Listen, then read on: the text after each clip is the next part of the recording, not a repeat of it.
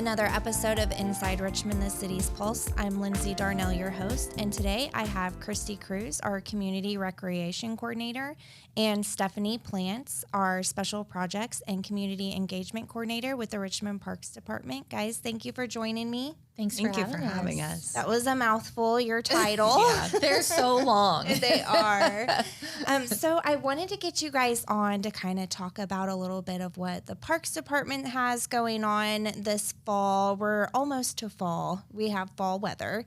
But the events that's going on, so we'll talk about that. But first, I wanted to ask you a couple of questions. So, Kristi, I'll start with you. Sure. How long have you been with the Parks Department? Total 4 years. I started off part-time just helping out with the Richmond Farmers Market. And then I stepped into the community recreation role 2 years ago this October. So, can you explain to us a little bit about your role now? Mm-hmm. Yeah, so now I handle all of the community events for the Parks Department. So that's everything from our JUCO camp that we run every summer through all of the events you find in the park, trick or treat in the park, our egg hunt, the movies in the park throughout the summer, all of the summer events, our industrial softball league. So I stay pretty busy during the summer, but we have a lot still coming up in the fall. And then sprinkled in there, I also help with the Richmond Farmers Market. So basically all things community events from the Parks Department are coming through my office. And there are a lot of events. And yes. I don't think a lot of the public knows about everyone. They might know about some. Mm-hmm. So that's really why I wanted to get you guys on here to talk about it. Yeah. So can you tell me one reason why you work for the Parks Department or your love for parks? Yeah, so I grew up here. I graduated from Centerville High School and moved away for quite a few years. I did a lot of corporate event planning during that time, moved around, lived in a lot of big cities, lived in Indianapolis mostly, also lived in Chicago for a few years. COVID is what brought me back to Richmond. My family's here. And so obviously there were no events being planned during that time. So I kind of had to take a little bit of a career shift, but it brought me back to Richmond, and I really wanted to be able to bring that experience back here. My reason for doing what I do is we love to provide entertainment and a safe place for our community to come out. And what a lot of people don't realize is that 99% of the events we do are free to the community. We don't want to create a financial burden for people to be able to come out and have something fun to do, whether it be an evening or a weekend. So that's really why I do what I do, is just being able to bring something fun, something to look forward to, something that families can come out and enjoy. And that's kind of my favorite thing, is just standing back once the event's all done and the stress is done and everything's in place, just having that moment to stand back and just see people enjoy the event that you've put together. Mm-hmm. So Stephany, let's talk about your position. How long have you been in your position? I've been in the community engagement position for about 2 months now. I have been involved in Richmond Parks and Rec for about 2.5 years. Prior, I taught yoga at the Senior Rec Center, as well as going to school for social work, which led me to this position as I created my internship there. Did a lot of programming and community outreach, and the timing was right, and I just landed here. That's awesome. So I know you had some things that you wanted to talk about before we get into the event. So I'm going to give the floor to you, and let's talk about the green spaces, why they're important. Sure. So Richmond Parks and Rec has been part of the community for generations, and it really creates a space that everybody can enjoy. And we care for over 20 parks and green spaces, along with trails, gardens, and community centers. So we're not just serving a group of people, we're serving the entire community. And just to go off what Kristi was saying, again, these are free and low-cost events that are accessible to everybody. So it's really important that we think of parks not only as green spaces, but as a community hub to bring people together as well. And not only residents, but our organizations and community partners as well. Mm-hmm. So what type of events do you guys have going on now for the Parks Department? So right now we're gearing up for our fall events. I couldn't be more excited that the temperatures have taken a turn. It was a very hot summer outdoors, and we spent a lot of time outside. There's still a lot going on, and through the end of September, we still have our walking club that takes place every Thursday, and that is free. And even if you haven't registered yet, you can still get registered for walking club. We always give out a free t-shirt on the 10th walk. I think you would actually still have time to get your free t-shirt in. We do a monthly raffle drawing. So every time you come to Walking Club, you get entered into the raffle. If you bring a friend, you get an extra entry. We have over 200 people registered for Walking Club this year. It's been an amazing turnout. So that's still going on. So we still have 2 raffle giveaways. We have one actually tonight, and then we'll have another one at the end of September for our final giveaway. Our industrial softball league is wrapping up. We're actually in our tournament series right now.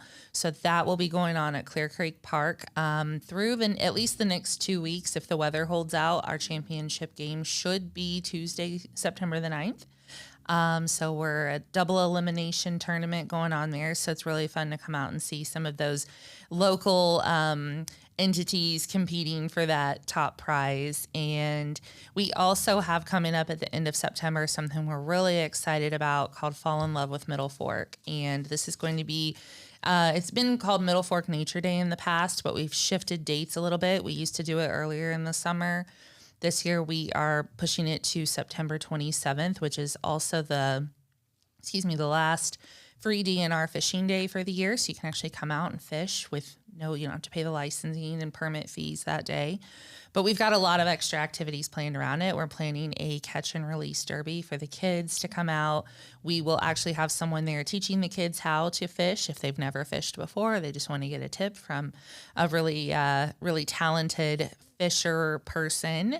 What else do we have, Stephany? There's a lot going on that day. We've got a lot planned for the Bark Park, I know. Well, we do have a 30-minute yoga session. We do have a 30-minute yoga session that our friend Stephany here will be leading. So our partner Hills, who generously sponsors our Bark Park there, will also be giving out some goodies. Mm-hmm. We'll have Help the Animals out there. We'll have a few other pet-friendly vendors. So I think we're really just highlighting every aspect of Middlefork, which is really important because, you hear Middlefork Reservoir and it's, you think of just the reservoir, but it's really so much more than that. So I'm excited. Yeah.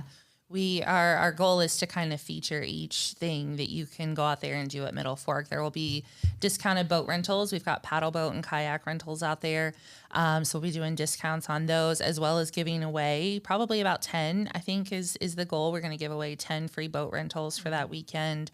We're working on some partnerships to try to maybe have some raffle baskets available. We'll have food, music, games. Some of our JUCO staff is going to come back and help create a fun obstacle course out at the playground. So it's just going to be a really fun day to come out and enjoy a day in the park. And it's all free. And other than the additional boat rentals, which will be discounted.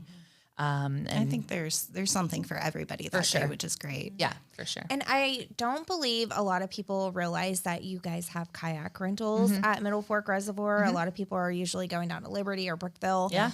So I had been wanting to kind of talk about that too. Mm-hmm. What do you know the rates of the rentals of the kayaks? I don't right offhand. You could definitely give the Middlefork Service Center a call. And I know that I do believe the kayaks are just 1-person kayaks, but the paddle boats will seat 4 people. So if you have a family that you want to take out there, maybe some younger kids, then the paddle boat might be a fun option too. Yeah.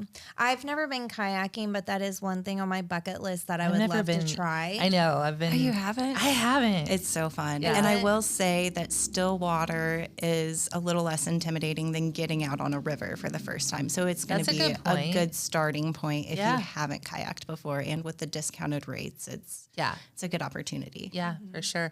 we'll be pushing out a lot of information on our Facebook page and through different promotions on that in the next couple of weeks. We're just still kind of pulling together all of our plans, because it's like every day we come up with something new that we can try to do out there. But it's going to be a really fun day. So that's kind of September. And we'll talk farmers market here in a little bit, but as far as park events go, then we'll be coming up on October, and October is just jam packed with Halloween and fall events. So we have our Howloween Pet Costume Contest, which is always an amazing turnout, on Saturday, October 11th. So that is again out at the Hillsbark Park at Middlefork Reservoir. It is a pet costume contest. So we have different categories they can enter into. You can dress up with your pet and do a little duo costume. I think we do like a scary theme. We do funny. We do different categories. And then we have special guest judges come out and judge that for prizes. It's a super fun day. And then we'll be planning for Trick or Treat in the Park, which is going to be on Saturday, October 25th. So that's always the Saturday before Halloween. So it typically does not conflict with neighborhood Trick or Treat nights. But last year we had over 25 local organizations that came out and helped us pass out candy.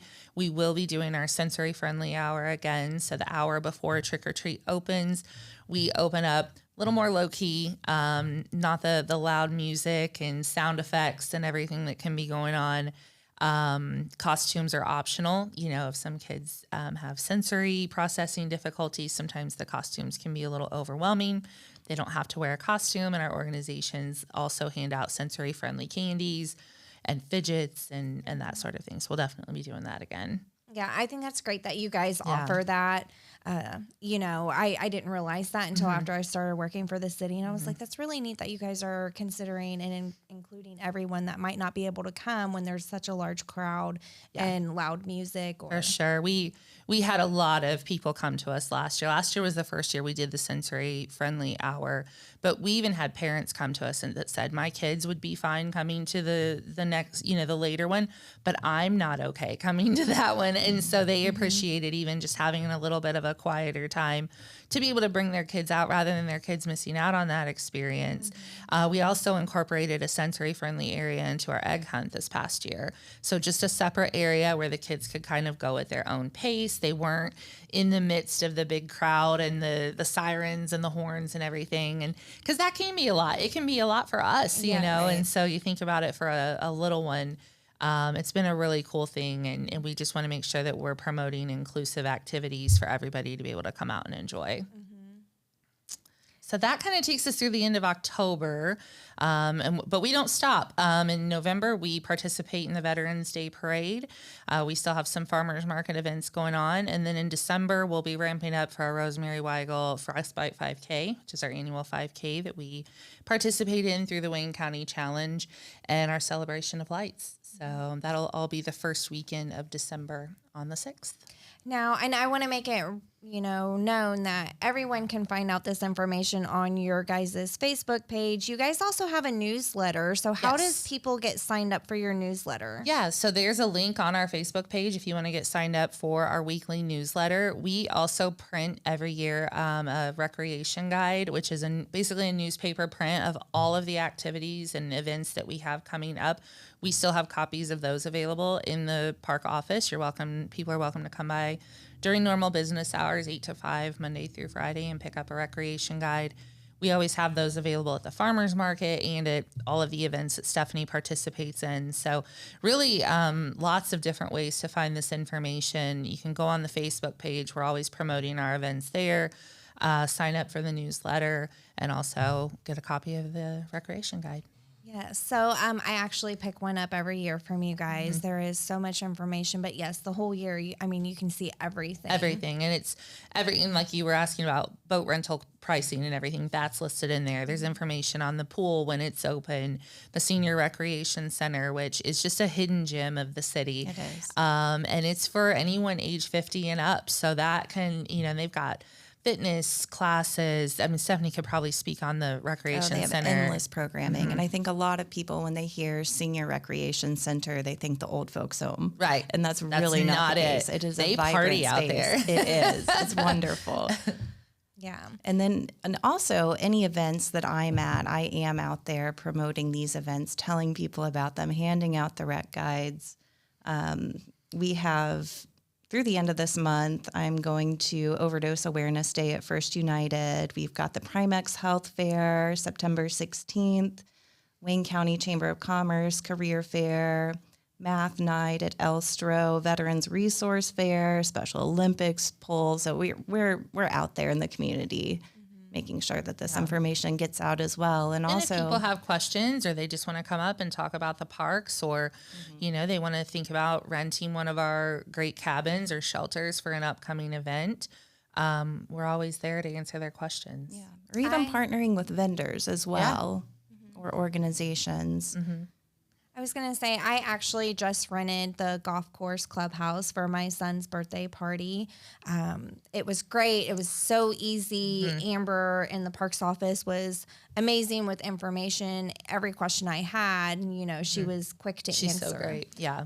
But it was such a great location. And we were talking about it, like, we're going to rent this again. We're actually thinking about having a little Halloween party for the kids in October. So I'll be contacting you guys again for that. Hey, We love that. It is we have people who, families who rent, different spaces every year, even for their Thanksgiving get-togethers, their holiday get-togethers. What better? You don't have to clean your house. I mean, it's an affordable and accessible space. Yeah, it's a big space. We provide all the tables and chairs in those spaces, so it's so much less to think about than trying to do it in your own home. It was. I will say that every birthday party that we have had since my son was born has always been at our house. And to actually have it somewhere else this year, it was so easy. It was clean and ready to go. I just put the tables where I wanted them and the chairs. It had a fridge there. It had a stove there, a big kitchen area. And it was just so easy. I could just put my decorations out, get all the food, the cookies, the cupcakes, and set it all up. And then at the end, easy cleanup. That's right. Yeah. So absolutely. definitely I would recommend to everybody. Yeah, don't sleep on it. renting. It's still such a great option. So let's go into you. I know you were talking about parks events. You already went through all of December. Let's talk about the farmers market events. Specifically, I know that, summer's coming to an end and fall. For winter's farmers market, you guys move. So I want to talk about the events for the farmers market.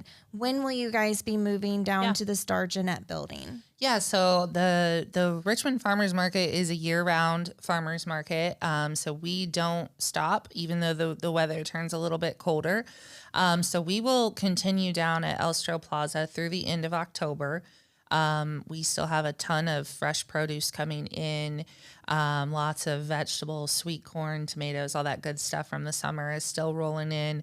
We're averaging 45 to 50 vendors every Saturday. So we're proud to be the largest farmers market in Wayne County. And we're always coming up with special fun themes. We just did a really fun night on this past Tuesday. So our Tuesday Twilight Market, I know a lot of people are always curious about that too, will continue through the end of September. Also at Elstro Plaza, those are every Tuesday night from 4 to 7 p.m. So that's just an additional opportunity to come out and shop with local vendors. We usually have live music, a couple of food trucks out there on Tuesday nights. So it's a very different, if you've never checked it out, it's a different vibe from Saturday, very laid back. The vendors love it. They actually can, kind of take more time to talk to people and get to know them. But this past Tuesday, we did a really fun, it was National Dog Day. National Dog Day. So that was really fun. To we see had all a the lot dogs, of people come out with their dogs. Yes. Yeah, and we had some partners there. Hills Pet Nutrition was there. We had Wagon Bag there, which is a local company.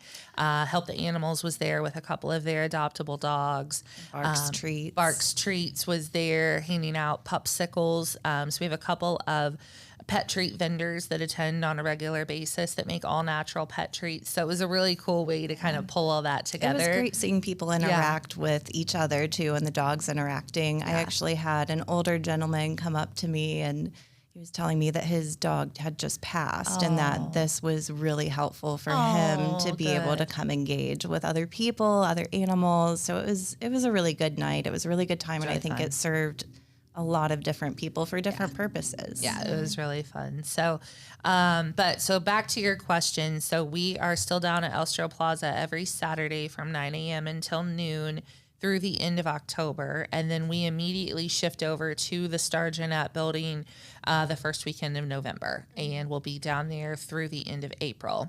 And then we do it all over again. So, but the farmers market is open every Saturday. The only Saturdays we close are the Saturday after Thanksgiving, the Saturday after Christmas, and the Saturday after New Year's, just to give our vendors and staff a little bit of a break over the holidays. And plus, we know people are pretty more, staying at home on those weekends and ready for some R&R too. So at the farmers market, though, specifically, we've got more special events coming up. On Tuesday, September the 9th, we're doing a sock hop and shop market. So it's going to be a 50s theme. So that's going to be really fun. And then on Saturday, October 18th is our annual Harvest Festival. So we're looking at some really cool partnerships for that. We've been having lots of meetings figuring out everything that we're planning for that day, but that'll be a normal farmers market. Again, probably somewhere 45 to 50 vendors out there. But we usually have some additional kid and family friendly activities, craft activities, interactive games, scavenger hunts, photo booths, popcorn. There's a lot still to come on that. And then on Tuesday, October 21st, we'll be doing our Market in the Moonlight pop-up market again. That was something we started last year. So that's at Glen Miller Park. We do what we call pop-up markets, where the vendors like to get out and go to it somewhere new, somewhere different, maybe hit a different neighborhood or area. But the Market in the Moonlight's really cool. We light the Glen Miller Park pond on fire. We have live music, food trucks again. So just it's a really fun night. So make sure you're putting that on your calendars. Do we literally light it on fire? Yeah, the whole thing. Oh, that's cool. They're fire pits. Okay. I was going to say, I was there, I want to say maybe it was the end of last year. We came and brought my youngest son, and the fire department was there. Mm-hmm. They had cornhole, the s'more stations. The s'more stations. Yes. Now the children did have to answer a question about fire safety to get the s'more. Yeah. Nice. And my youngest was 4 at the time, and so he was kind of like, I don't know the answer to this. So I had to kind of whisper it into his ear, but it was fun. The live music, and it was really packed. I was very surprised of how packed it was, but it was just a fun vibe. Just fun. And we'll usually have big yard games set up, maybe a craft activity. And it's just another fun thing to come out and do. And you don't have to spend money to come enjoy these things. And I think that's one thing that I hate hearing is when someone says, there was nothing to do this weekend, or I couldn't find anything to go to. It's like, there's so much to go do. You just have to get out and find this information, come out, enjoy these events, and don't feel like you have to spend a ton of money to do that. Come play in the park. Come just enjoy, walk around, enjoy the scenery. If you want to spend a little money and purchase something, you can, but it's not required. There's no entry fees. There's nothing that's required. And that's what we did when we came. We walked around, checked out the vendors, and then we went and played on the playground. Yeah. And then after my son was done playing on the playground, we went home. Yeah. It was just something to get out of the house and do and walk around. Get some fresh air. Enjoy the resources that the city has to offer. Mm-hmm. Yeah, absolutely. So I could go on and on. I mean, we have events and special dates planned till, the end of time, but those are kind of the big heavy hitters through the end of October. Mm-hmm. In December, the farmers market always hosts a holiday market, which is really fun. We have Santa Claus come out and the kids can visit with Santa. That is going to be on December 20th, but just plan on, supporting these local vendors. Our farmers market is really unique in that we are what we call a growers and producers only market. So every vendor that you purchase from has either grown or handmade the product that you're buying. There's no resale. There's no consignment. So you're getting true local products when you come to the Richmond Farmers Market. Things that they've put their heart and souls into. Local farmers, local baked good vendors that I know Kevin was just talking about. He just made a big order and is excited to support local, and we appreciate that. It's so important, especially these days, and we want to support their dreams.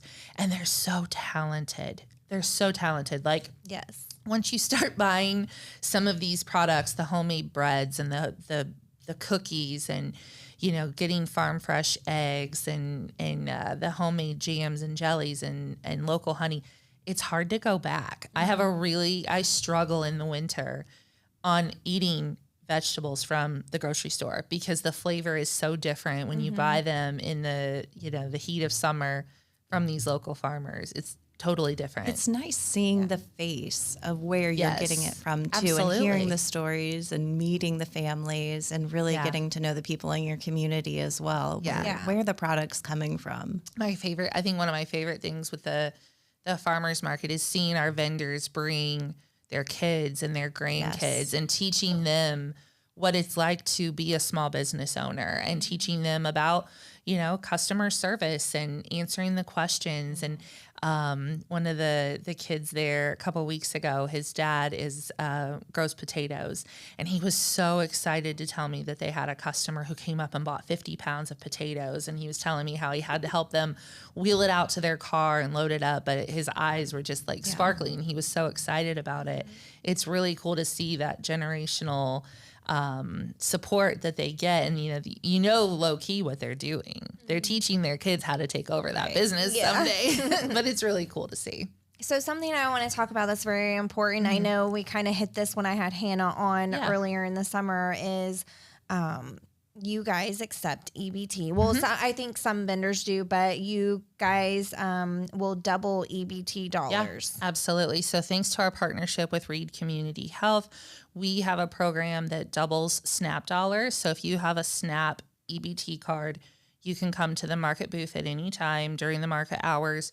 We'll swipe your card for whatever dollar amount you want to take off the card, whether it's $5 or $200 or even higher. There's no limit to this, no minimum, no maximum. And then we'll double that amount. So if you take $5 off, we'll give you $10 to spend. If you take $200 off, we'll give you $400 to spend with our local vendors. Really all of our food and farm vendors will accept the SNAP tokens. They are tokens that can only be spent at the Richmond Farmers Market, but they don't expire. So if you don't spend everything in one day, you can always bring it back the next time, save it for the winter. They're not going to expire. And we also have a WIC matching program that a lot of people don't know about. Oh. So if you get WIC benefits, come see us. All we need you to do is pull up your app. We don't touch anything on the app. You'll still have all of those benefits to go spend at the grocery store, but we'll double it. So if you get 2 loaves of bread from WIC, we'll give you vouchers for 2 loaves of bread that you can go purchase from one of our WIC participating vendors. I did not know that. So that's very interesting because I utilized WIC when my oldest was younger. I wish you guys had that back then. Yeah, it's a newer program, but so that's going to be good for eggs, bread, and produce are the items that we can match there. We don't have the peanut butter and some of the other things that WIC provides, but we love it. And people are really loving being able to take advantage of that because it literally doubles their benefit and feeds more mouths. That's the goal. amazing. Yeah, that is amazing. I'm glad that you mentioned that so we could get that out there. And our market coordinator, Hannah, has worked really hard this year on a new program called Farm to Pantry. And what we're doing is purchasing leftover food from our farm vendors to put in local food pantries that then local families can go pick up. It's been wildly successful this year. So she sets it up with them. If they have leftover items that they know they're not going to be able to sell at the end of the market, we actually purchase that from them. Again, thanks to our partnerships. And then we donate that food to the local food bank. So again, just trying to reach out and solve the hunger problem and help people in their times of need. That's great. I'm glad that you guys are able to do that. So I know the farmers market has their own Facebook page, but you guys kind of run both of them. We do. Yeah. So the Richmond Farmers Market has Facebook and Instagram, so you can follow us there. Again, you can always come ask us questions at the Market Shed. We've got a ton of information. We'll usually have little flyers printed out for all of our upcoming events. If you have questions on the SNAP or WIC programs, just questions in general about the farmers market, how you can get involved, how you can become a vendor. We've gotten a lot of questions about that. We will have our winter applications open. I believe the plan is by the first week of September. If you're interested in applying to be a vendor for the winter market, we're there. We can always answer your questions, or at the park office also. So. So I will say the Winters Farmers Market, it's magical when you walk in there. It's such a cool building. The Star Jeanette building is, oh my gosh, it's gorgeous down there. If you've never been down there for an event, it's such a cool spot. It is. I know when I walked in the first time for the Winters Farmers Market, I was like, it kind of looked like something out of a TV show. You know how they have events or festivals at a TV show? That's what it reminded me of when I first walked in. You almost expect to see like little flakes of snow falling. Yeah. So I want to say again, make sure that you guys are following the Richmond Parks Department's Facebook page, social media, sign up for their email newsletter, stop in and get a recreation guide from them. Is there anything else that you guys want to talk about and let the community know about all of the great things that you guys do for our community? Well, thank you. Volunteering is we're always looking for volunteers to help out. So if that's something you're interested in, you can call the park office and we'll get you in contact with our volunteer coordinator. Talking about volunteering, September 6th, I saw you guys have another cleanup day, yes, right? So that's our floral and beautification team. So if you're interested in volunteering for that, we can get you in contact with Brandon, who heads up all of the cleanup efforts.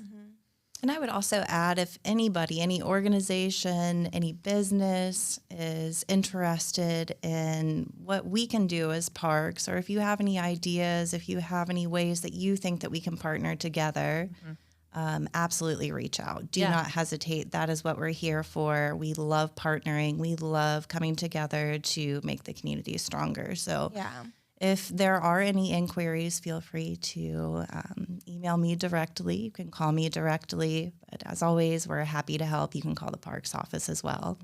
And something that I want to really close out this is parks is a quality of place, quality of life as well. There's always something about nature. You know, if you're just feeling down, get out, take a walk through one of the trails, walk around the pond at Glen Miller Park, and just kind of relax and just don't think about anything. Just take it all in, and it's really going to help you. Absolutely. We feel really lucky when we're having a long day or a busy week that we can just go out and sit by the pond for a few minutes, or go, watch the kids play on the playground and just kind of take a deep breath. And I think it's one of those local resources that, because it's always been there, it's kind of like pro and con. People know it's there, but at the same time, when people always know it's there, they tend to forget that it's there, or they tend to forget that that is something that's available to them, for multiple reasons. If you want to get out and exercise, if you want to get out and just take in some fresh air, or go fishing, or any of that, these are all simple things that I think as a society we've gotten away from because we've become so digitalized that it feels good sometimes just to get back to nature. It does. And I will say I was actually surprised when I was at the golf course clubhouse setting up for my son's birthday party, how many people were coming down there, stopping and taking walks on the golf cart trail. Yeah, absolutely. And then also I know it's not a golf course still, but you still have people still come out. They can still come out and use it as a practice, putting green. We also have Highland Lake Golf Course that is still a fully functional golf course. So if you're looking to actually play, around, I would definitely look into them. But it's just there. Come out and get a little stress relief and take in, especially now that the weather has eased up on us a little bit. Get out and enjoy it. We all say we don't get much fall. We've got fall right now, and you should be outside enjoying it. Exactly. Absolutely. Yeah. Guys, I want to thank you so much for joining me, letting the community know about all of the events that's going on with the Parks Department and Farmers Market, which they are together, but they're kind of separate. Right. Yeah. The Richmond Farmers Market does operate obviously under the Parks Department and under the city of Richmond. Again, we're very lucky to have that partnership, and we know that that's what's helped us grow so much. Yeah. We love it though. Yeah. So if you've never been to the farmers market, make sure to come and check it out on Saturday from 9 to 12. And then definitely look up all of the events that are upcoming. Middlefork Reservoir, DNR's free fishing day. Learn how to fish if you don't know how to fish, and then rent a kayak or a rowboat. Yeah. Bring the pups out, enjoy the bark park. Yeah. There's so many things to get out and do. Okay. Thank you so much, guys. Thank you. That's it for this episode. Make sure to join me next time on Inside Richmond, the city's pulse.